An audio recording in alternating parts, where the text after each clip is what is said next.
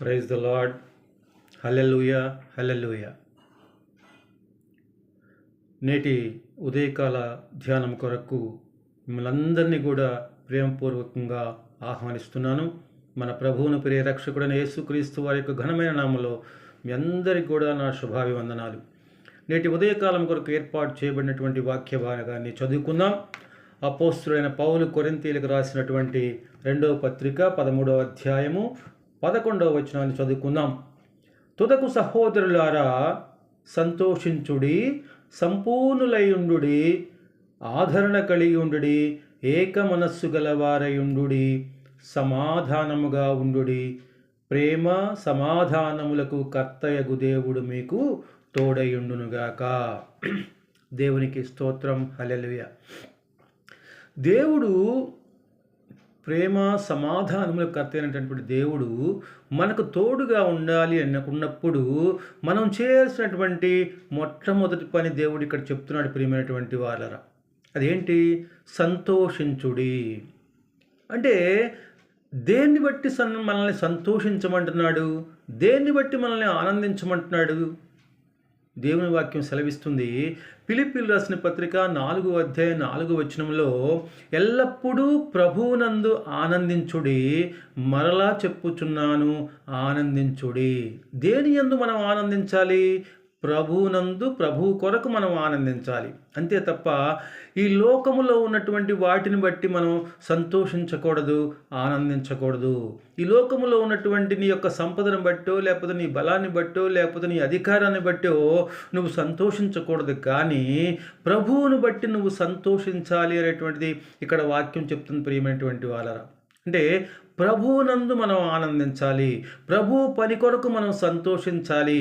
చూడండి, మత్తయి సువార్త 5వ అధ్యాయం 11-12 వచనాలు మనం ఒకసారి చూస్తే ఇక్కడ దేవుని వాక్యం సెలవిస్తుంది. ప్రియమైనటువంటి వాళ్ళారా, చూడండి. నా నిమిత్తము జనులు మిమ్మును హింసించి, నిందించి, మీ మీద అబద్ధముగా చెడ్డ మాటలెల్లా పలుకున్నప్పుడు మీరు ధన్యులు. సంతోషించుడి, సంతోషించి ఆనందించుడి, పరలోకమందు మీ ఫలము అధికమగును. దేవునికి స్తోత్రం. హల్లెలూయా. పరలోకమందు మన ధనము లేకపోతే మన ఫలము అధికం అవ్వాలి అనుకున్నప్పుడు దేవుడు ఏమంటున్నాడు? ఆయన నిమిత్తము మనము హింసించబడిన, లేకపోతే అనేకమైనటువంటి నిందల పాలైన, మన గురించి అనేక మంది చెడ్డ మాటలు పలికినప్పటికీ కూడా మనం వాటిని ఏం చేయాలంటున్నాడు? సంతోషంగా, ఆనందంగా మనం భావించాలి అని చెప్పేసి దేవుడు అంటున్నాడు. ప్రియమైనటువంటి వాళ్ళ చూడండి, మనం గమనించినట్లయితే యాకోబు పత్రిక 1వ అధ్యాయం 3వ వచనంలో కూడా ఒక మాట రాయబడి ఉంటుంది. చూడండి. నా సహోదరులారా, మీ విశ్వాసమునకు కలుగు పరీక్ష ఓర్పును పుట్టించునని ఎరిగి మీరు నానా విధములైన శోధనలలో పడినప్పుడు అది మహానందమని ఎంచుకొనుడి. ఏమన్నాడు ఇక్కడ? మన విశ్వాసానికి కలిగేటువంటి పరీక్ష మనలో ఓర్పును పుట్టించాలి. ఎందుకంటే మనం దేవుని యందు ఉన్నామా లేవా? అనేకమైనటువంటి శోధనలు, శ్రమలు, కష్టాలు మనకు వస్తూ ఉంటాయి. కానీ వాటన్నిటినీ భరించుకుంటూ అది మహాభాగ్యమని ఎంచుకొని మనం సంతోషించాలి, ఆనందించాలి. ఎందుకంటే మనం గమనించినట్లయితే అపోస్తలులు పౌలుని కానివ్వండి, పేతురుని కానివ్వండి, మిగిలినటువంటి వాళ్ళందరిని తీసుకోండి, వాళ్ళంతా కూడా దేవుని యొక్క సువార్తను ప్రకటించడంలో ఎన్నో శ్రమలు, ఎన్నో కష్టాలు, ఎన్నో ఇబ్బందులను ఎదుర్కొన్నారు. అయినప్పటికీ అందులో వారు సంతోషాన్ని, ఆనందాన్ని అనుభవించారు. అనేక మంది హతసాక్షులయ్యారు. అయినప్పటికీ కూడా అది మహదానందంగా వాళ్ళు ఎంచుకున్నారు. ప్రియమైనటువంటి వాళ్ళ దేవుడు చెప్తుంది అదే. నా నిమిత్తము మీరు నాయందు సంతోషించమంటున్నాడు. Rejoice, rejoice in the Lord. యెషయా గ్రంథం 41వ అధ్యాయం 16వ వచనంలో అదే చెప్తుంది. నీవు యెహోవాను బట్టి సంతోషించుదువు. ఎవరిని బట్టి మనం సంతోషించాలి?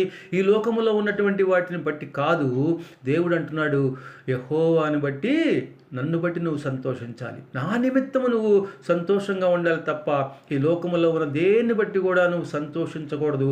అప్పుడు నేను నీకు తోడై ఉంటాను, ప్రేమ సమాధానాలు నీకు దయచేస్తాను, ఎల్లప్పుడూ నీ పక్కన ఉంటానని చెప్పేసి దేవుడు వాగ్దానం ఇస్తున్నాడు. కాబట్టి మనం దేవుని పనిలో, దేవుని కొరకు మనం ఎల్లప్పుడూ కూడా ఎన్ని కష్టాలైనా, నష్టాలైనా, బాధలైనా, శ్రమలైనా కూడా ఓర్చుకుంటూ అది మహదానందం అని ఎప్పుడైతే ఎంచుకుని ఆ పనిలో ముందుకు కొనసాగుతామో పరలోకంలో మన ఫలం అధికం చేస్తారంటున్నాడు దేవుడు. ప్రియమైనటువంటి వాళ్ళ కాబట్టి మనం అందరం కూడా దేవుని యందు, దేవుని నిమిత్తము మనం సంతోషించే వాళ్ళంగా అందరం ఉండాలని చెప్పేసి మీ అందరిని ప్రభు పేరిట కోరుకుంటున్నాను. Praise the lord, praise the lord.